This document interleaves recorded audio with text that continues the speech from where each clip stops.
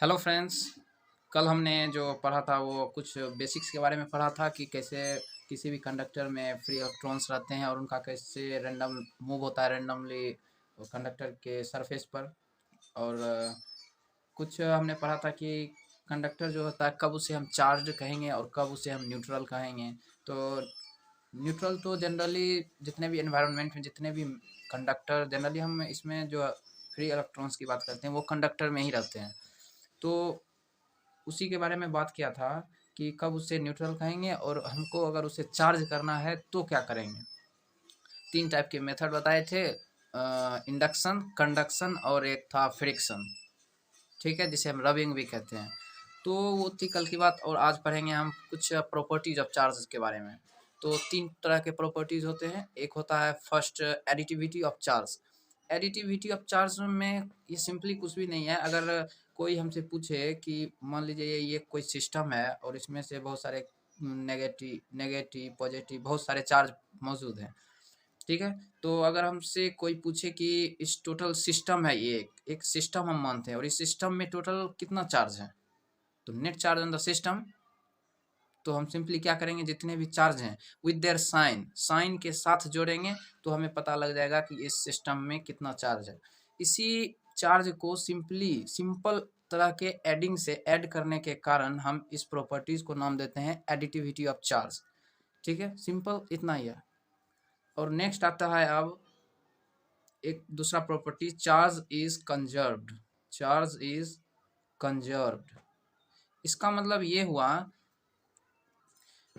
Net charge constant रहेगा। Net charge constant मतलब किसी भी एक आइसोलेटेड सिस्टम हमें लेना है। आइसोलेटेड मतलब सिंपली ये हमें एक सिस्टम है, लेकिन हमको क्या लेना है, आइसोलेटेड सिस्टम। हम जनरली सुनते आ रहे हैं 11th क्लास में भी कि आइसोलेटेड, वो थर्मोडायनेमिक्स में था कि आइसोलेट का मतलब होता है उसको अलग रख देना। जैसे कोरोना के समय में हम सुनते थे न्यूज़ पर कि जिसको कोरोना होता था उसे आइसोलेशन वार्ड में रखा जाता था।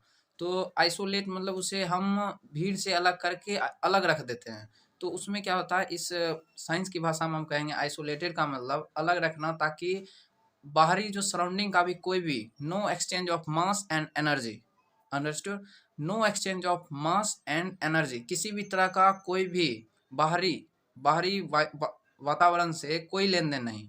ठीक है, तो उसे कहते हैं हम आइसोलेटेड सिस्टम। और उसी सिस्टम में जब हम चार्ज को रखते हैं तो हम उससे ना तो इलेक्ट्रॉन का रिमूव करते हैं ना ही ऐड, उसके साथ कुछ तरह का छेड़छाड़ नहीं। ठीक, तो वही कह रहा है कि नेट चार्ज जो अगर हम इसके साथ कुछ करेंगे ही नहीं तो कांस्टेंट रहेगा, जितना है उसमें ही उतना ही रहेगा। ठीक है, तो नेट चार्ज कांस्टेंट रहता है। उसी प्रॉपर्टीज को कहते हैं चार्ज इज कंजर्व्ड।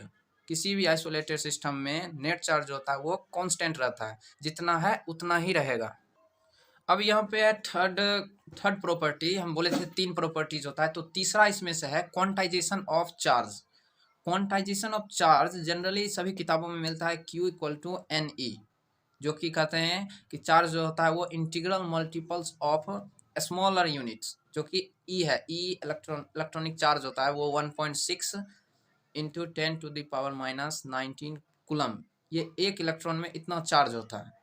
ठीक है, तो वही कहते हैं क्वांटाइजेशन। मतलब यहाँ पे पहले इसका मतलब समझना होगा हमें। क्वांटाइजेशन क्वांटाइजेशन मतलब होता है कि वो फिक्स ही रहेगा कि Q equal to n e, ये फिक्स है कि जब भी रहेगा ये स्मॉलर यूनिट के मल्टीपल में रहेगा, जहाँ n बराबर होता है कुछ भी हम वैल्यू रख सकते हैं, जैसे 1 2 3 कुछ भी रख सकते हैं। यहाँ पे जैसे हम 1 रखे तो Q इक्वल टू ई हो जाएगा। मतलब Q में 1.6 इंटू 10⁻⁻19 कूलम होगा। और अगर हम इसमें Q equal to n equal to 2 रखते हैं तो Q इक्वल टू 2 इलेक्ट्रॉन, इसका आप रखेंगे 2 इंटू 1.6 इंटू 10⁻19 कूलम। ये देखिए 1, ये 1, ये 2, अब उसी तरह से 3 इंटू ये। तो कुछ भी हुआ तो जब भी इसका वैल्यू रहेगा चार्ज का, वो हमेशा, ये रूल है क्वांटाइजेशन हमें बताती है कि जब भी चार्ज का हम वैल्यू लेंगे वैल्यू, तो वो integral multiples of smaller unit of electron, जो 1.6 इंटू 10⁻19 कूलम है।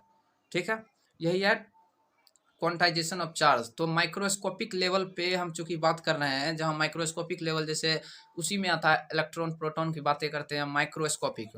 एक होता है मैक्रोस्कोपिक, जिसमें हम इन सभी चीज़ों क्वांटाइजेशन है वहाँ पे फेल हो जाता है, इग्नोर कर देते हैं। मैक्रोस्कोपिक लेवल, उस लेवल पर हम इलेक्ट्रॉन प्रोटॉन की बात ही नहीं होती है, इसीलिए क्वांटाइजेशन ऑफ चार्ज भी नहीं होता है। तो हर बुक में आपको मिल जाएगी कि मैक्रोस्कोपिक लेवल पर क्वांटाइजेशन ऑफ चार्ज जो कि है उसे इग्नोर कर देते हैं। तो सिंपली यही है क्वांटाइजेशन ऑफ चार्ज। इसमें से हम एक नया चीज़ आपको बता रहे हैं कि ये शायद जनरली बुक में नहीं मिल पाता है। 1 इलेक्ट्रॉन में तो हम सब जानते हैं कि 1.6 इंटू 10⁻⁻19 कूलम्ब, कूलम्ब जो कि चार्ज का एक यूनिट है, ठीक है। तो कभी हम लोग जब पढ़ते हैं तो ये शायद सोचते भी होंगे, नहीं भी सोचते होंगे, आई थिंक। तो 1 कूलम्ब में कितना इलेक्ट्रॉन होता है, क्वेश्चन ये है। If anyone know please answer in the comment box. Thank